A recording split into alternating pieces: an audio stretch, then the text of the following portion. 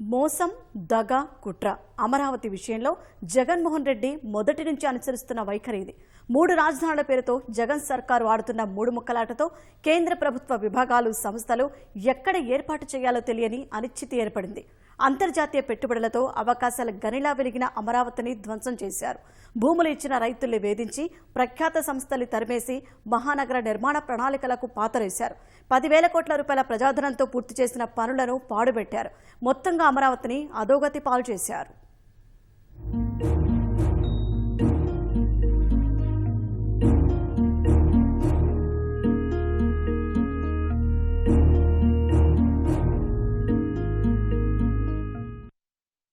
తెదేపా ప్రభుత్వ హయాంలో అమరావతిలో రాత్రింబవళ్లు పనులు జరిగాయి. ఇక్కడ జరిగే పనులతో నిత్యం అమరావతి సందడిగా కనిపించేది. అలాంటి చోట వైకాపా ప్రభుత్వం రాగానే ఇక్కడ నిర్మాణాలు నిలిపేసింది. 1,000 కోట్ల రూపాయల విలువైన పనులు ఆగిపోయాయి. 70 నుంచి 90% నిర్మితమైన భవనాలు సైతం పూర్తి చేయకుండా గుత్తేదారులను పంపించేశారు. అడవి, శ్మశానమంటూ మాట్లాడిన మంత్రులు అమరావతిని మార్చడానికి ఎన్నో రకాల కుట్రలు చేశారు. ప్రజాప్రతినిధుల నివాస సముదాయాలు, అఖిల భారత సర్వీసుల అధికారుల నివాసాల పనులు 90% పైగా పూర్తి చేశారు. కానీ అవన్నీ ఇప్పుడు పాడుబడిపోయాయి. ఇక్కడ మనం చూస్తున్నటువంటి బహుళ అంతస్తుల భవన సముదాయాలు గత ప్రభుత్వ హయాంలో ఎమ్మెల్యే, ఎమ్మెల్సీల కోసం నిర్మించినటువంటి భవనాలు.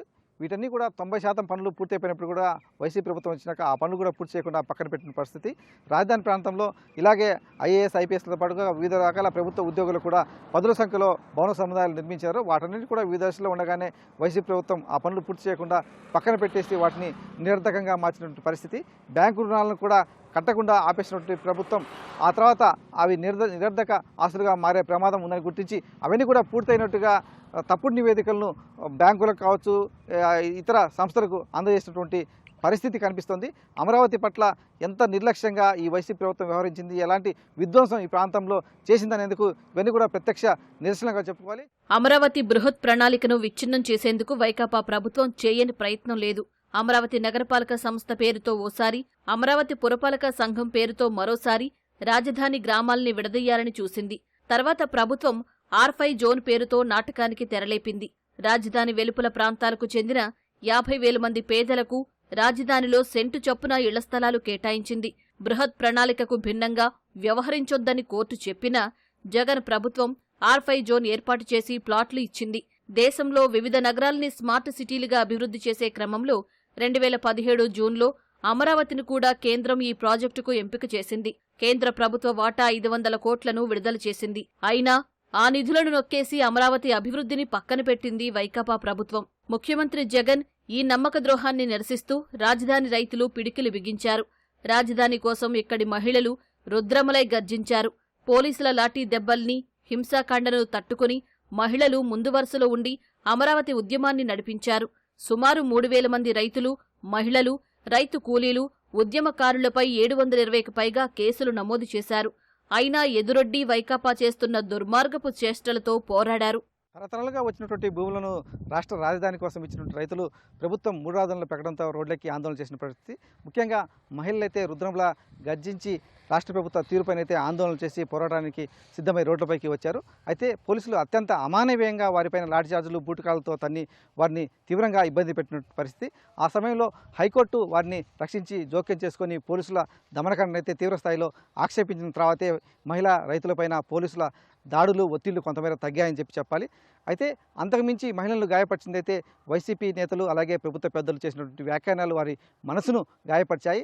అమరావతిని సాధించుకున్న తర్వాతే ఆ గాయాలు తగ్గుతాయని చెప్పేసి వారైతే మహిళా రైతులు విశ్వాసంతో చెప్తున్నారు.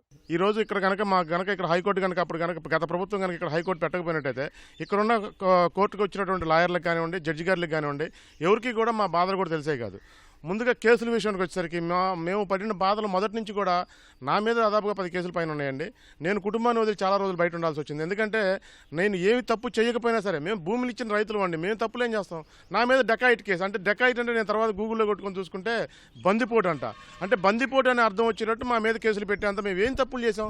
భూములు ఇవ్వటమే మేము చేసిన నేరమా? నేను ఎక్కడ భూమి ఇచ్చిన రైతుని, నేను చేసిన తప్పేంటి? మరి ఏం తప్పులు చేస్తామని కోర్టుల చుట్టూ తిరగాలండి? మేము క్రిమినల్స్ అంట. క్రిమినల్స్కి అర్థం కూడా తెలియని రైతులం మేము. క్రిమినల్స్ అంటే ఏంటో మరి ఆ పదానికి పర్యాయ పదం కూడా తెలియని రైతులం. అలాంటిది వాళ్ళ కోర్టులు వాయిదాలు తిప్పుతా 4.5 సంవత్సరాల నుంచి కూడా ప్రతి వారానికి 10 రోజులకి 20 రోజులు కోర్టుల చుట్టూ తిరుగుతూ ఉన్నామండి. ఒక అరాచకం అంటే ఎట్లా ఉందంటే కనీసంగా మేము ఒక బ్యానర్ గానీ ఒక ఫ్లెక్సీ గానీ ఇచ్చారగమండి. మేము చేసుకున్న ఈ ఒప్పందాలు ఏముండయో గవర్నమెంట్ తోటి ఆ ఒప్పందాలు అమలు చేయమని మేము అడిగామండి. అడిగితే ఎస్సీల మీద ఎస్టీ కేసులు, మళ్ళీ మా మీద ఏమో నాన్ అవైలబుల్ కేసులు, ఒక్కొక్కరి మీద 5 కేసులు 6 కేసులు పెట్టి నానా హింస గురి చేశాడండి. పిల్లలకి స్టేట్ లో ఉద్యోగాలు లేక చాలా ఇబ్బంది పడుతున్నారండి. కౌళ్ళు 2 సంవత్సరాల నుంచి కౌళ్ళు లేవండి. ఇల్లు పిల్లలు లేని వాళ్ళు ఉన్నారండి. ఎలా చదివించుకుంటారు పిల్లల్ని? కాలేజీల్లో ఫీజులు కట్టడం వలన కాలేజీ నుంచి పిల్లలు వెనక్కి కూడా ఇచ్చారండి. చాలా ఇబ్బంది పడుతున్నారండి రైతులు. రాజధాని నిర్మాణానికి నాడు సేకరించిన 34,000 ఎకరాల్లో మెట్ట భూములకు ఎకరాకు 39,000, జరీబు భూములకు ఎకరాకు 50,000 చొప్పున వార్షిక కౌలు 10 ఏళ్ల పాటు ఏటా 10% పెంపుతో ఇచ్చేలా ఒప్పందం జరిగింది. కానీ వైకాపా వచ్చాక ఏటా మే నెల మొదటి వారంలో ఇవ్వాల్సిన కౌలును ఉద్దేశపూర్వకంగా ఆపేసింది. చెల్లింపులో జాప్యంపై రైతులు హైకోర్టు మెట్లు ఎక్కి ఉత్తర్వులు తెచ్చుకోవడంతో సొమ్ము విడుదలవుతోంది. ప్రస్తుత ఆర్థిక సంవత్సరంలో కౌలు చెల్లింపు ఊసే లేకుండా పోయింది. ముఖ్యంగా అమరావతి రాజధానిలో అయితే మేము భూములు ఇచ్చి మరి పిల్లలు చదువులుండగా ఏదో ఒక కౌళ్ళు వస్తాయి, వాటితో ఉన్న ఆ చదువుని పూర్తి చేసుకోవచ్చు అనుకుంటే గత 5 సంవత్సరాల నుంచి ఒక 3 సంవత్సరాలు ఏమో ఇచ్చారండి. తర్వాత నుంచి అవి రాకపోగా మా అబ్బాయి అయితే ఒక అబ్బాయి హోమియోపతి చదువుతున్నారు. ఆ అబ్బాయికి ఇప్పుడు ఈ కౌళ్ళు రాక మేము ఎన్నో ఇబ్బందులు పడుతున్నామండి. అదేందండి మనం గట్టిగా కనుక ప్రశ్నిస్తే ఆ ఎస్సీ ఎస్టీల మీద ఎస్సీ అట్రాసిటీ కేసులు పెడతాం చేస్తున్నారండి. ఇక్కడ జనానికి కౌళ్ళు ఇవ్వకుండా 3 సంవత్సరాల నుంచి ఇబ్బంది పెడతా పిల్లలు ఫీజు కట్టుకోవడానికి ఇబ్బంది పడతా ఉంటే నువ్వు సంతోషంగా హాయిగా 500 కోట్లు పెట్టి అక్కడ కట్టావు. ఇక్కడ ప్రజలు ప్రతి ఒక్కళ్ళు సామాన్య మానవులతో సహా ఇబ్బందులు పడుతున్నారు. 4 సంవత్సరాలన్నర నుంచి 5 సంవత్సరాలు దాదాపు.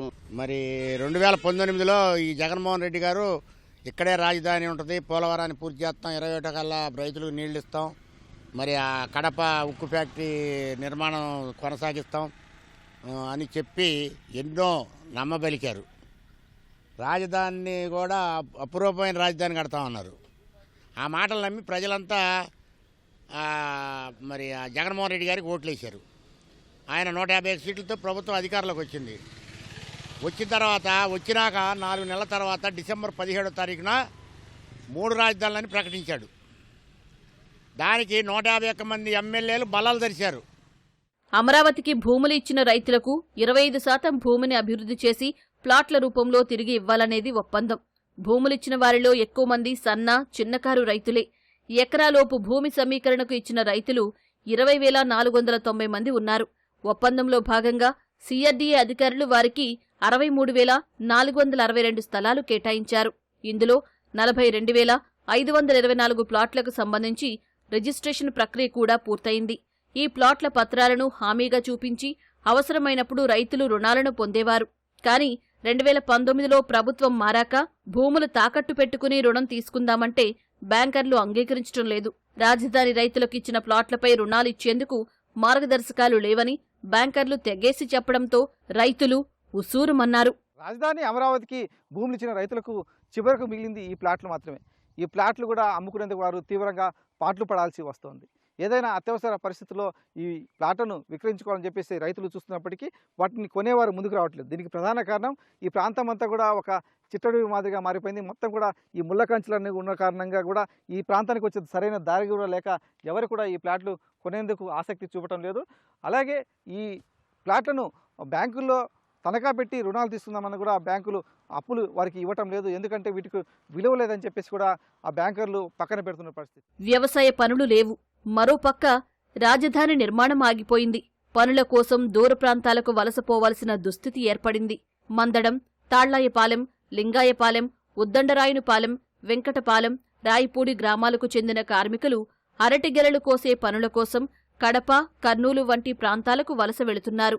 రాజధాని గ్రామాలను పట్టణ ప్రాంతంగా పరిగణించి ఇక్కడ ఉపాధి హామీ పనులు తీసేశారు. మొత్తానికి అమరావతిని నిర్వీర్యం చేసి రైతుల జీవితాలతో ఆటలాడుకుంది ఈ జగన్ ప్రభుత్వం.